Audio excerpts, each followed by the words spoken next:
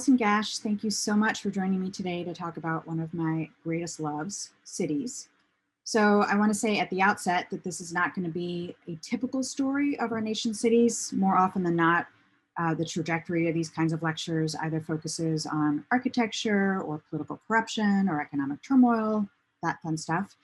And while these topics are definitely going to come up because you can't really talk about cities without touching on architecture, corruption, and economic collapse, the focus of my talk today is going to come from a different place. I'm a political scientist. I work at University of Oregon, and my research focuses mostly on the slow and uneven march towards equality and the politics that ensue in these struggles. And so for me, cities provide the perfect lens, the perfect backdrop to observe these struggles in action.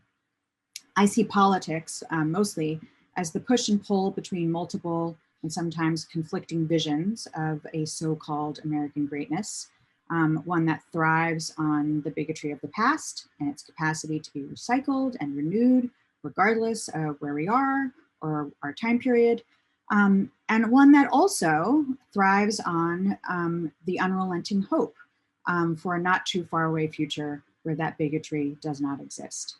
And so these competing visions rest on a wholly divergent set of principles, a wholly divergent set of cultural ethics, and that produces a politics that encapsulates a specific and, I would argue, distinctly American kind of politics. Politics are, in this way, the fight for humanity in action, and cities are the perfect arenas. Which brings me to another confession. Originally, the title for this talk was Our Great American Cities. Of course, the word great was meant to be a little bit cheeky. What I meant by great in the context of cities isn't some idealistic sense of the perfect city, but rather my sincere and maybe perverse fascination with and respect for the dynamic nature of urban living. Cities are great because they provide a stage for the most critical human struggles. And the scars and trophies of these battles are in the configuration of our streets and the stature of our buildings and the dignity of our community gardens and the ready welcoming of a neighborhood cafe or bodega. Cities are groundswells of a fierce humanity and an unrelenting optimism, even against the bleakest or most challenging odds. And it's for this reason that I am a great devotee of cities. It also helps that I was born and raised in one of America's greatest cities, Philadelphia. The city was my constant teacher. Every corner screamed with life. Quite literally, we Philadelphians really love to yell. The clash of cultures is evident in the clash of fragrances from eateries, groceries, the universe of storefronts lining every street. There was a whole world of experience in a single neighborhood. And the ongoing enactment of community and farmers markets and street fairs and kids playing in the fountains, walking through the city streets gave me the chance to see people in their natural habitats. They were a warehouse of timeless human interactions where the backdrop may change, but the basic relationships endure. And so in these interactions is this unlimited potential for human progress, especially when driven by communitarian needs, even at its worst, or when the worst people were at the helm, and there were definitely some really bad stuff and some truly terrible people. My city exuded a palpable desire to do better, not necessarily through its officials or through its policies, but through the energy, the momentum, and the fight of its people. A city filled with underdogs and misfits, many of whom were motivated by this intense longing just to get things right, even when things went terribly wrong. And of course, all of these relationships set against the architecture of our nation's founding. My history, my city's history, is our nation's history, the good, the bad, and the painfully tragic. So this lecture today, in many ways, is an ode to my childhood and to the city that raised me. Understanding our cities is pretty key. It's pretty critical, actually, to understanding American culture and American identity, and the push between two very different conceptions of American greatness that have activated current political, ideological, and cultural divisions. As scholar Fred Siegel reminds us, American identity emerged actually through the development and evolution of American urban centers, not just because there are more people in America's cities than in their rural counterparts, but rather because cities served as the cultural hub of an emerging and distinctively American identity and a growing American economy. And because of this, American cities became locations of extraordinary political clout and eventually equally extraordinary political conflict. What's interesting, though, about the prominence of cities as players on the national or even international political stage is that our Constitution actually says nothing about cities, which is really interesting. Although the federal Constitution envisioned an active governance below the federal level, the nature of that particular governance went untouched by the Constitution and its founding fathers. And so they didn't really have anything to say about what happened below the state level. The 10th Amendment of the Bill of Rights talks about states, talks of people, and specifically the delegating of powers not held by the federal government to the states and to the people. But it says nothing about cities. Cities were not the focus of the founding fathers, even though the Constitution was crafted in cities, cities were not central. So the Constitution did not explicitly consider or account for places like Portland or Philadelphia or Chicago or Atlanta, which have been the targets of national political attention or derision, or have been featured as leaders in American political progress. Cities were just sub-governments. They were too far removed from the concerns of federal governance, and they were the problem of their state leaders. And in a way, this fact is pretty telling, right? Despite, again, the fact that the birthplace of our nation occurred in the heart of the nation's earliest cities, the idea of cities as entities requiring constitutional discipline did not enter in any formal way in the discourse of our constitutional development, which means that the evolutions of cities, the development of cities is entirely a making of their inhabitants. And the push and pull between city residents and the city and state leaders who try to control them is entirely a natural evolution, right? Not bounded by any sort of constitutional structure. Which is why it's all the more interesting that by the time industrialization had hit the United States, up until about the 1950s, cities had become heightened locations of political status, of muscle, and of clout.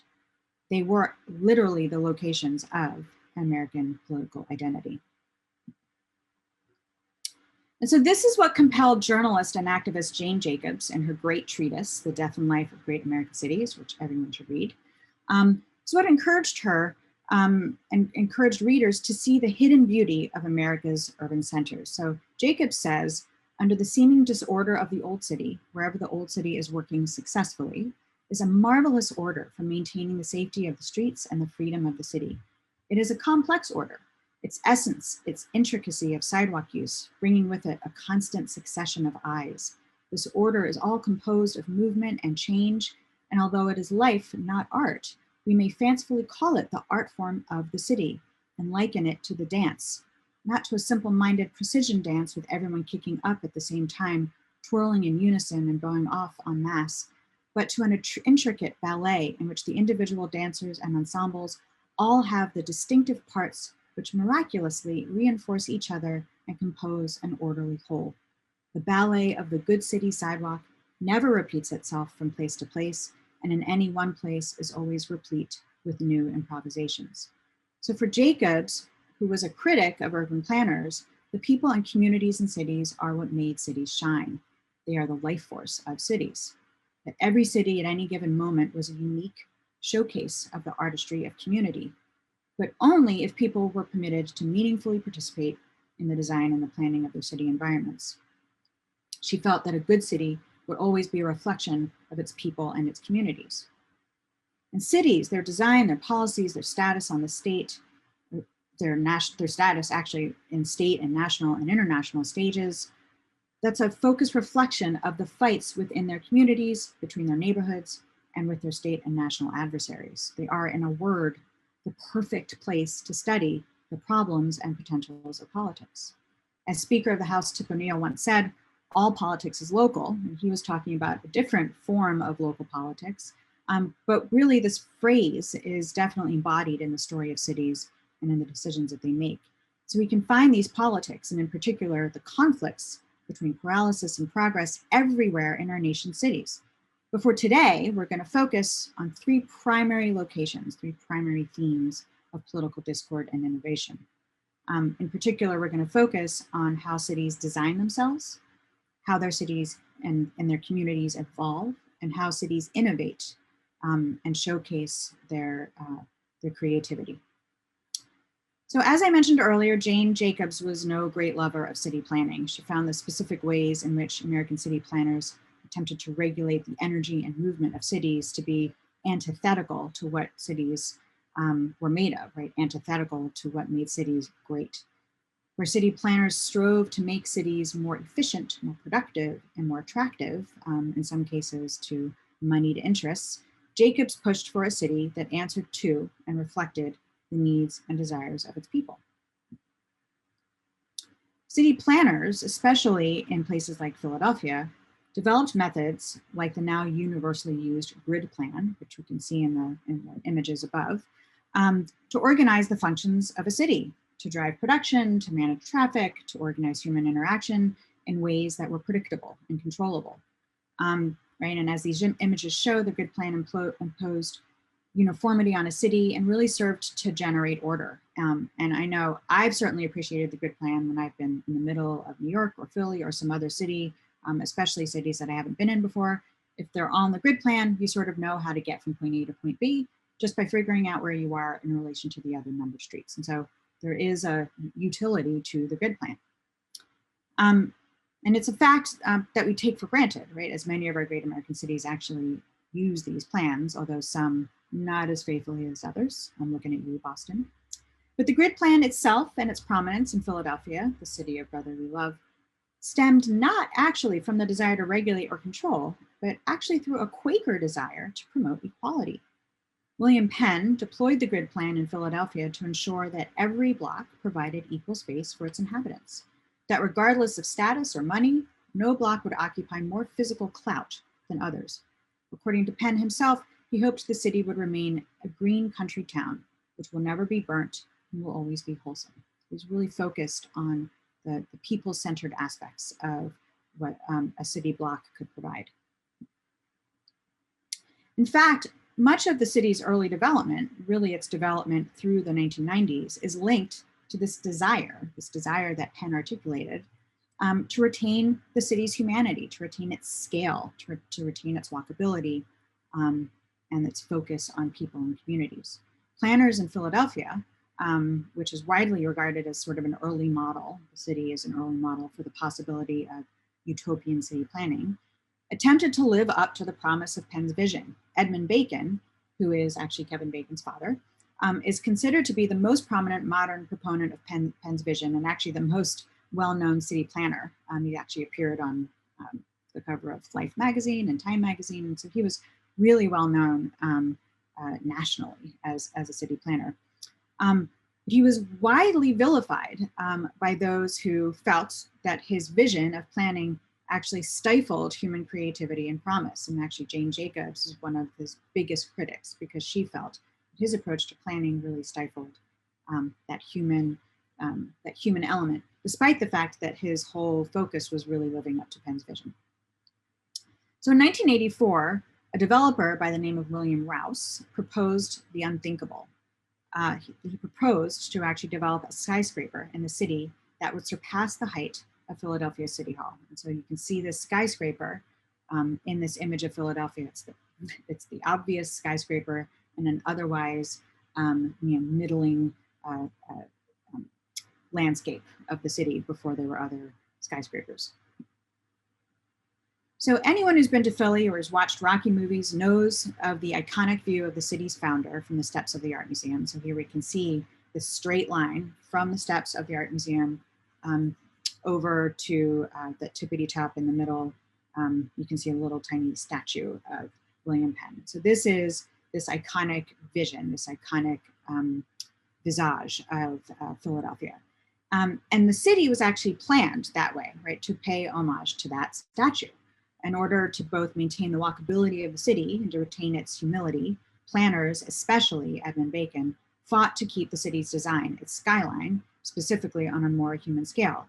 And they did this by essentially creating this rule that most points in the city needed to preserve this particular viewpoint, this particular vantage point of William Penn's statue on the top of City Hall.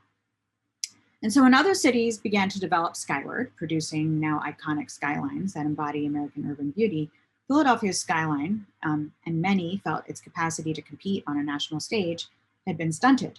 So when William Rouse, again in 1984, proposed a new development called One Liberty Place, that would extend just beyond the highest point of Penn's statue atop City Hall, Bacon had a fit.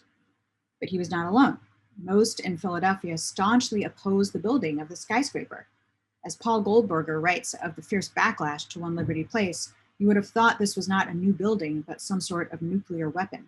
The almost universal feeling was that this would destroy Center City, that once the floodgates opened, Philadelphia's Center City would be overrun by tall buildings, leaving anyone in the city with little light and little space for human interaction. But the city's mayor at the time, Wilson Goode, agreed with Rouse and felt that the city was stagnating, in part because of its pretty unimpressive skyline and its relatively provincial planning approach. And so he wanted to take risks. So despite receiving hate mail that numbered in the thousands each day, Goode stood his ground next to Rouse and managed to convince a couple of other folks on city council that the skyscraper was a good idea.